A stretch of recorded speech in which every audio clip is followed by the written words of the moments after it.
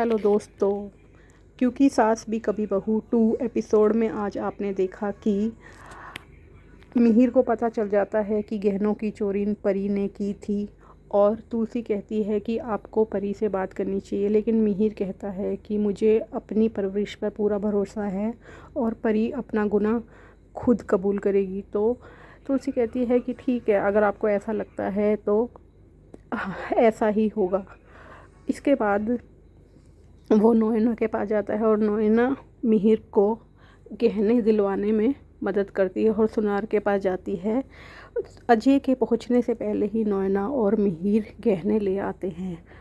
इसके बाद परी डाइनिंग टेबल पे कहती है कि पापा मुझे आपसे बात करनी है अकेले में, और वो अकेले में मिहिर और तुलसी को कहती है कि पापा गहने मैंने ही चुराए हैं, लेकिन मैंने गहने इसलिए चुराए हैं कि मैं अजय से गिफ्ट लेना चाहती थी, लेकिन मेरे पास पैसे नहीं थे और आपको तो पता है मैं इतना ऐशो आराम में पली हूँ और मुझे पैसे की आदत हो गई है और अब मैं पैसे किससे लूँ, मैं कमाती तो नहीं हूँ, तो मैंने इसीलिए गहने चुराए।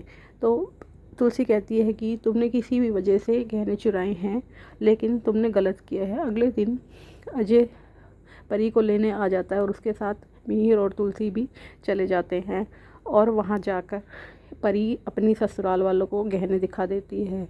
उसकी सास गहने देखती है और पहचान लेती है और परी बता देती है कि गहने मैंने ही चुराए हैं।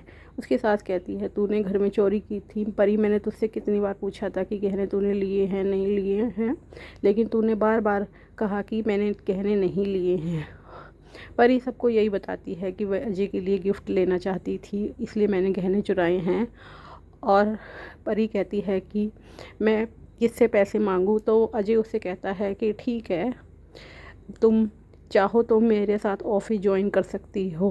उसके बाद परी की सास उसे माफ़ कर देती है और तुलसी कहती है कि तुम्हें अब इस परिवार में एक अच्छी बहू बनकर रहना है।